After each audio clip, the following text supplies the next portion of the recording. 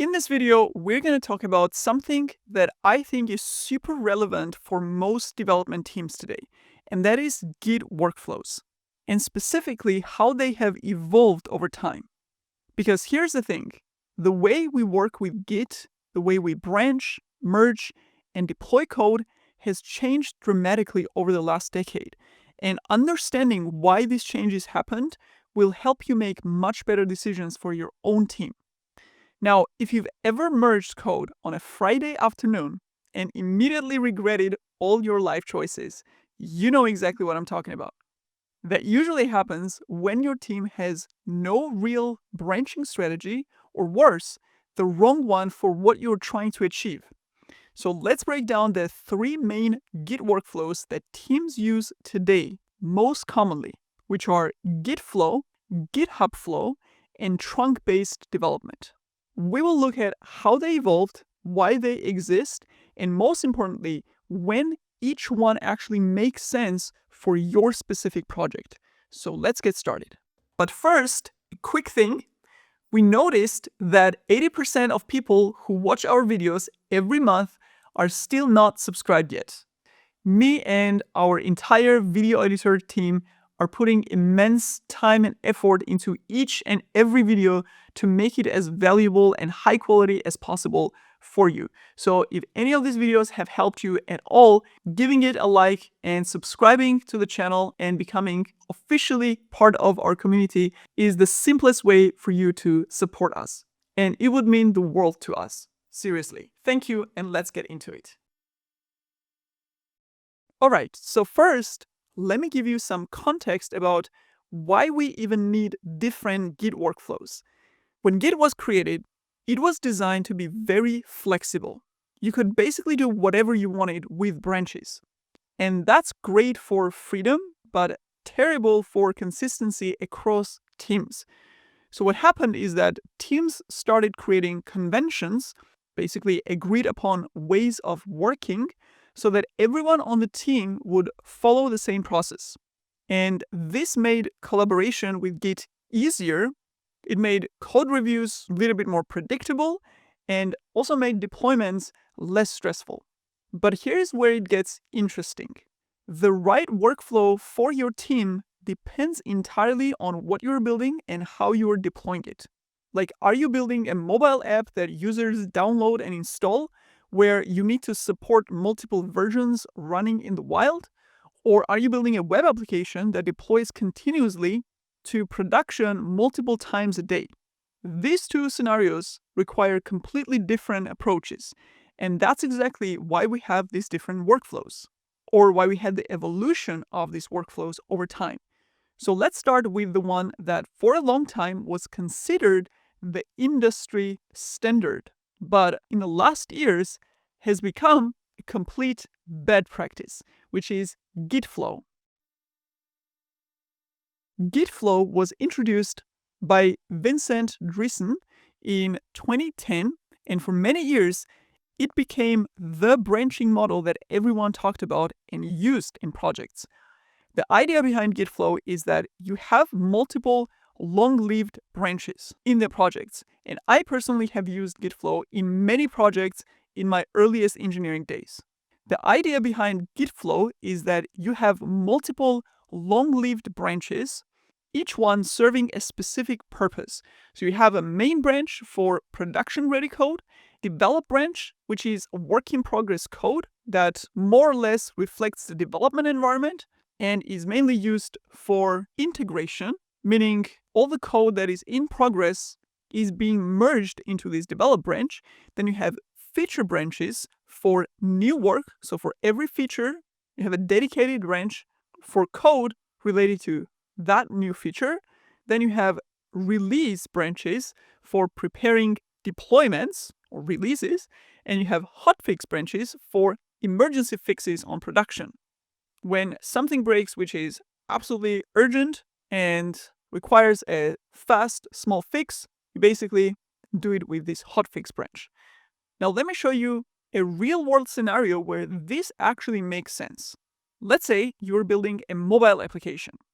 Your users are running different versions of your app. Some of them are on version 2.3, some of them are on 2.4. Some have already upgraded to 3.0. Now your product manager comes to you and says, we need to fix a critical bug in version 2.3, but we're already working on version 3.0. With GitFlow, this is actually straightforward. You create a hotfix branch from the main branch at the point where version 2.3 was released.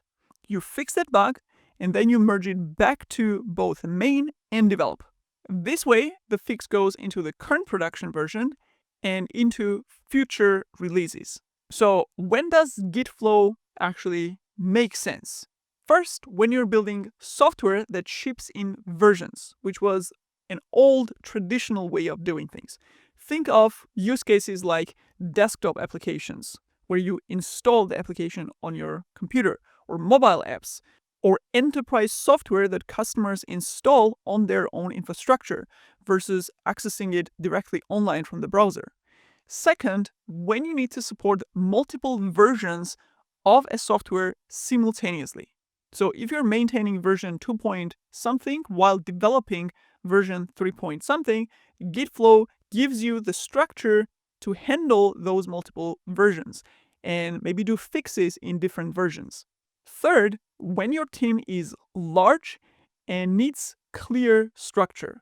So if you have many developer teams working on different features, having explicit branches for releases and hotfixes can prevent some chaos.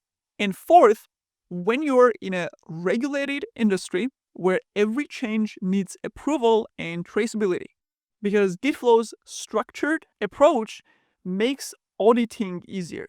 But, and this is really important point, is GitFlow has some serious downsides, and that's why it is actually considered a bad practice and most modern projects and teams do not use it. I have not used GitFlow in many years because the alternatives are just way better. So let's talk about those downsides. First of all, it really slows down your development and deployment cycle.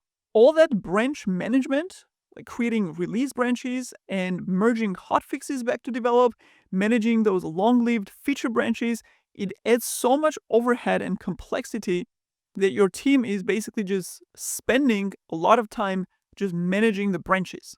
Second, it does not play well with continuous delivery. If you want to deploy to production multiple times a day or even once a day, having all these long-lived branches creates a huge integration headache. You're constantly dealing with merge conflicts because people's work has diverged for too long in these individual branches. So now developers are basically spending a lot of time just fixing the merge conflicts. And third, and this is a really interesting part, even 𝗃𝗵𝗵𝗀𝗀 himself, the creator of GitFlow, later said that GitFlow is not suitable for web applications that deploy continuously. He literally updated his original blog post to say, if you're doing continuous delivery, you should probably use a simpler workflow. That's like the inventor of the fax machine telling you to use email instead. So the ugly truth about GitFlow is this. It was designed for a specific era of software development back then when we had version releases with slower deployment cycles, and for many modern web applications, it simply does not work anymore. It is a total overkill. So this brings us to a second workflow called GitHub Flow, which emerged as a much simpler alternative to GitFlow. In terms of complexity, if GitFlow was a 5-course meal, GitHub Flow would be a really good sandwich. It's simple, fast, it gets the job done. The core principle of GitHub Flow is this. Anything in the main branch should always be deployable. That's it, just one rule. And here is how it works in practice. You create a branch from main, you make your changes, you open a pull request, you get it reviewed, and merge it back to main, and you deploy it immediately. That's the entire workflow. So let me give you some real use cases or scenarios for this. Let's say it's Tuesday morning. You notice that users cannot upload profile pictures on your website. So you create a branch called Fix Profile Upload. You fix the bug, you get it reviewed over coffee, you merge it to the main, and that fix is live in production by lunchtime. Done. Simple as that. So when does GitHub Flow make sense? Or what use cases is it perfect for? First of all, when you're building web applications that deploy constantly and continuously, think of SaaS products like software as a service, APIs, web services, anything where there's only one version in production at any time. Or in other words, anything that is hosted versus something that you install on your own device. And it's hosted with only one latest available version. Second use case is when your team is small to medium-sized and moves fast. So you release your changes, your code changes, new features, or bug fixes fast, in which case you don't need the complexity of GitFlow's structure. The third is when you've got solid automated testing and CI/CD pipelines, because if main is always supposed to be deployable, you need confidence that whenever new code changes get merged into main, which happen daily in this case, any problems or issues will be caught by your extensive automated tests. And fourth, when you want to ship features instead of managing branches, which goes back to speed of deployment, because GitHub Flow basically gets out of your way and lets you focus on building and shipping things fast to the production, instead of using most of your time managing and juggling different branches. But GitHub Flow also has challenges. First of all, it doesn't handle multiple versions. Everything merges straight to production, so if you need to support all the versions, GitHub Flow will not help you here. Second, it really demands discipline, and this is where the culture of your team and proper guidelines are really important. If someone merges bad code and main gets broken, your entire deployment pipeline stops. And since main is always supposed to be deployable, this is a big problem. And third, it can really struggle when you have multiple teams working on the same code base, because people may start stepping on each other's toes and coordinating between those teams will become harder.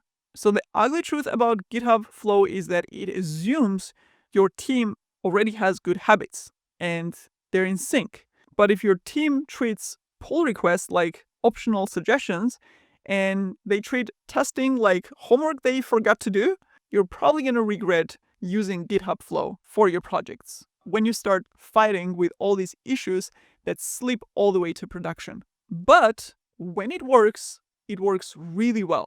And lots of teams today actually use GitHub Flow because it's simple and not overcomplicated, and it allows them to work really efficiently and deploy fast.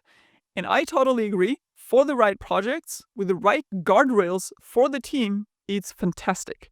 Now, before moving on, I want to give a huge shout out to MongoDB, who made this video possible. Speaking of building the right systems to support your team, that applies to your data layer as well. So here's a common pain point. When you're moving fast with continuous deployment, most teams end up with what's called a database sprawl. So you've got one database for operational data, another for search, maybe a vector database for AI features, and now you are spending time syncing data between all of these databases instead of shipping features. And if you're building with AI, which, let's be honest, most teams are exploring right now, and that's where the trend is going, Atlas Vector Search lets you implement reg or RAG and semantic search without adding another database to your stack. So it's built right in. MongoDB Atlas solves this by being a unified data platform. Your operational data, vector embeddings for AI, real-time analytics,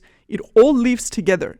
No synchronization headaches, no managing multiple systems, and it runs on any major cloud provider, so you are not locked in. If this is relevant for your project or work, head over to mongodb.com/atlas and you can start building for free. Link is gonna be in the video description.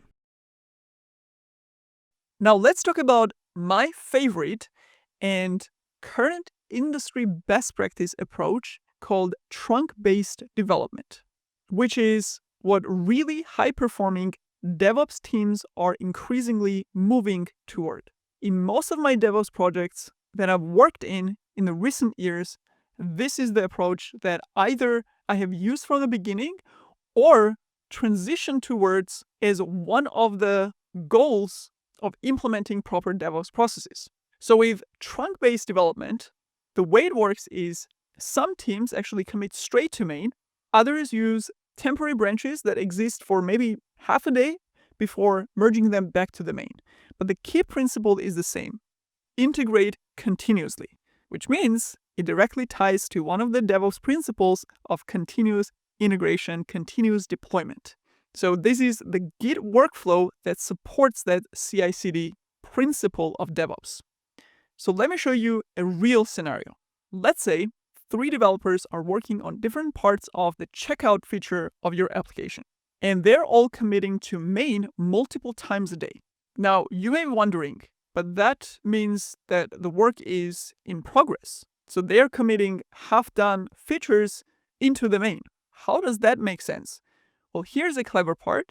The trunk-based development usually uses what's called feature flags, which is basically a switch that turns on or off the parts of the code that are still in progress. So it basically hides the incomplete checkout feature implementation from users.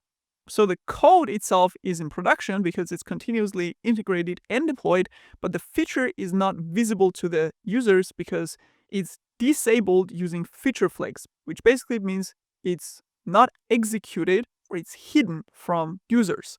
And as part of continuous integration, every small commit to the main triggers automated tests that try to catch any issues before they get deployed to the production. So again, those 3 developers are continuing to work on the checkout feature and continuously deploying their commits, their small commits, to the production using feature flags.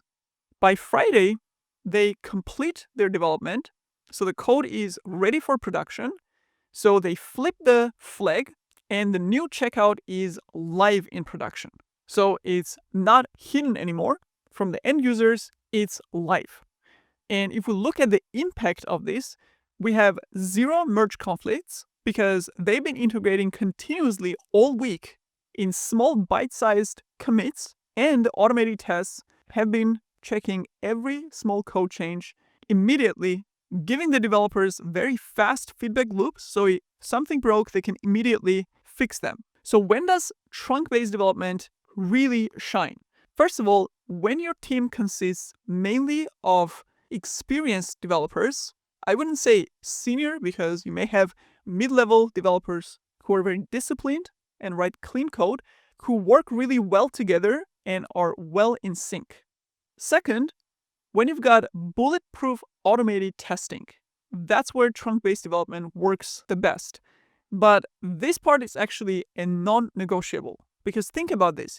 If you're continuously deploying your code changes to production, you need to be extra careful and extra confident that you're not deploying buggy or insecure or bad code to the production. And if you don't have strong tests or extensive tests that really cover all aspects of your code and application, trunk-based development is too risky. Third, when you want rapid integration and faster deployment, that's when trunk-based development is the best approach. There's a research from Metrics that shows that teams using trunk-based development, also known as TBD, have much better deployment frequency as well as faster recovery times. So if something actually goes wrong in production, they can recover much faster, which makes sense because you're continuously deploying to production, so every code change has a rapid iteration cycle. And finally, it really shines for use cases where you're shipping SaaS products that continuously get updated and there is only one version in production. But here comes the flip side of this, and this is very critical. Trunk-based development also comes with real challenges. First of all, if you have junior developers or inexperienced developers who are not used to working with clean Git workflows, or people who you just don't fully trust, they can break production accidentally, especially if your test coverage is not super extensive. So if someone commits bad code directly to main and your tests don't catch it, you're in trouble. And that automatically means that for trunk-based development to work, you need proper systems and guardrails to prevent this. So instead of relying on people knowing how to work with Git workflow and that they behave, so to say, you need to build a system that is solid enough that prevents anyone from accidentally damaging your production. Second is when your test coverage is weak. That's when trunk-based development will bring absolute chaos to your production. But it's not always a bad thing because it immediately exposes that weakness and it shows you clearly that you need proper test coverage.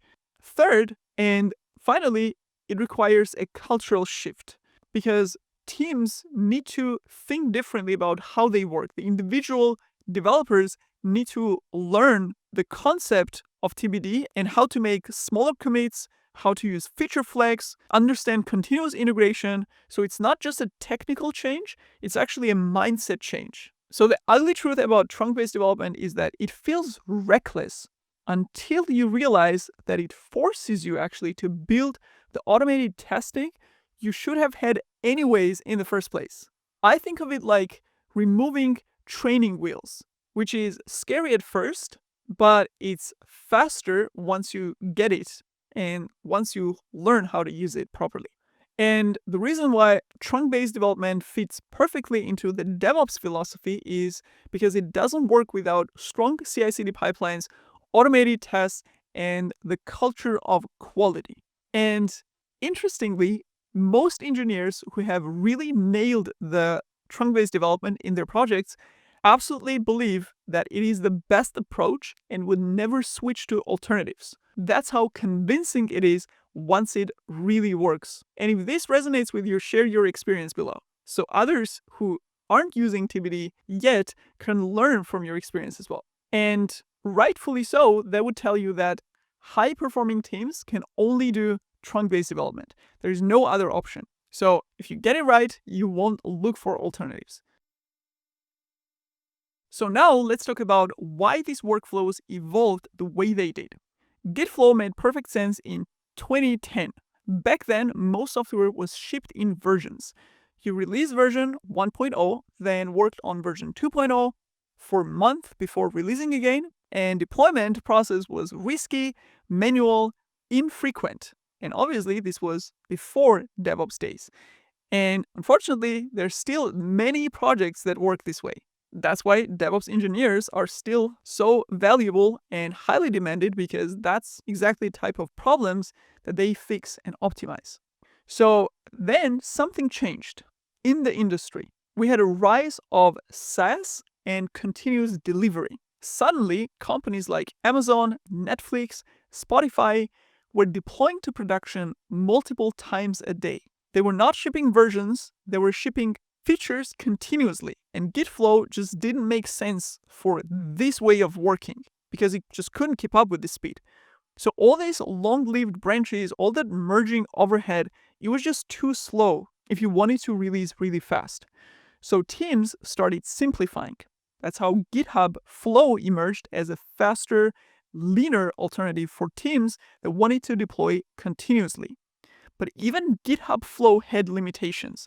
Pull requests could still become bottlenecks, or branches could still leave too long. So teams wanted even more speed. And that's where trunk-based development came in.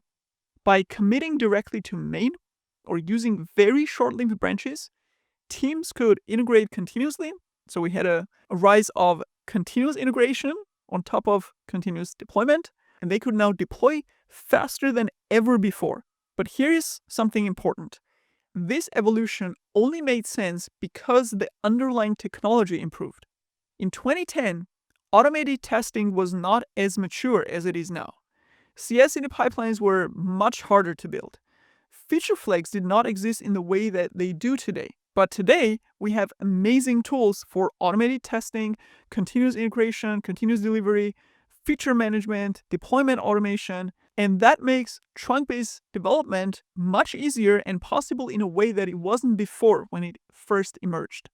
So the evolution is not just about workflows, it's about the entire ecosystem of tools and practices that support them.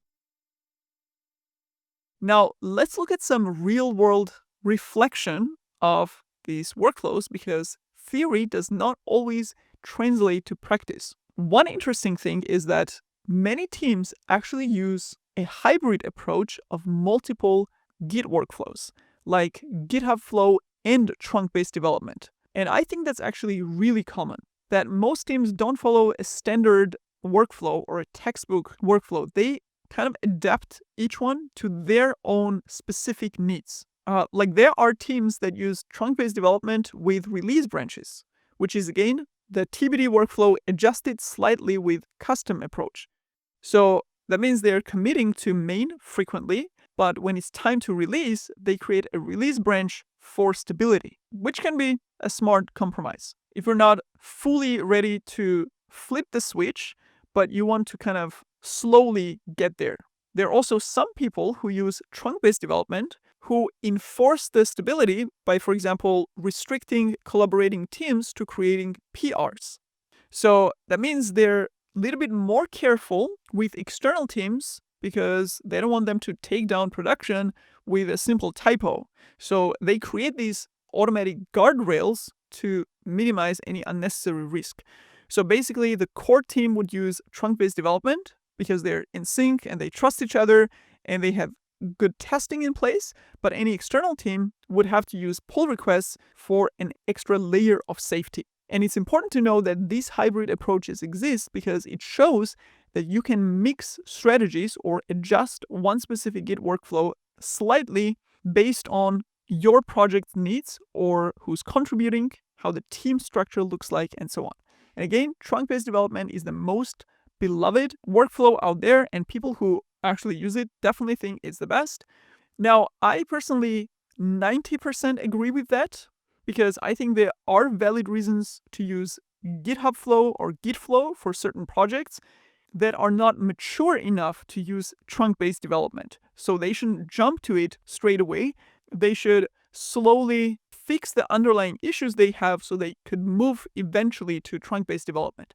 Because the underlying point of trunk-based development is actually valid, which is if you want to be a high-performing team, you need to invest in the practices that enable trunk-based development, which is strong testing, CI/CD, feature flags, culture of continuous integration, and so on, which are basically part of DevOps practices.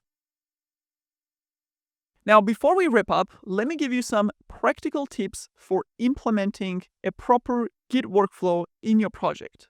First step, automate everything you can. No matter which workflow you choose for your current project with the current limitations, automation is your friend. And that should be the first step you start with. Automated tests, automated CI/CD pipelines, linting, code formatting, automated security scanning and testing, automate everything. There are so many tools out there that allow you to do that. Second, very important, document your process. Write down your team's branching strategy, commit message conventions, code review expectations, pull request workflow details that everyone should follow. Don't assume everyone knows the rules because documenting will increase consistency for each individual engineer in your team. Third, use tools that support your workflow. For example, if you're doing trunk-based development, you might want to check out a tool called TBD Flow, which is a command line tool that helps you stay in flow with trunk-based development. It will basically automate common tasks like committing to main or creating short-lived branches and enforcing conventional commit messages. Next one is measure your performance. And this might be new for a lot of teams who have never done this before, but track metrics like deployment frequency, lead time for changes, time to restore service. If you want to get a clear picture of how Git workflow and these underlying improvements like automated testing and so on actually make your team more efficient. And these are called DORA metrics that very clearly show you if your current workflow is actually working and making your team slow or fast. And finally, iterate. Your workflow should evolve as your team and product evolves. So don't be afraid to change it if it's not working anymore. Do not get stuck by using a workflow that you considered as standard either in industry or in your team or company just because you have been doing it for many years. So the key takeaway is this. The Git workflow you should aspire to is trunk-based development, but there are valid cases for other use cases, plus hybrid approaches, depending on the maturity level of your team and underlying systems. So there is no one-size-fits-all answer, because the best workflow is the one that fits your team, your product, and your deployment process currently, right now, the best. But if I have to give you one piece of advice, it is this. Optimize for speed of feedback.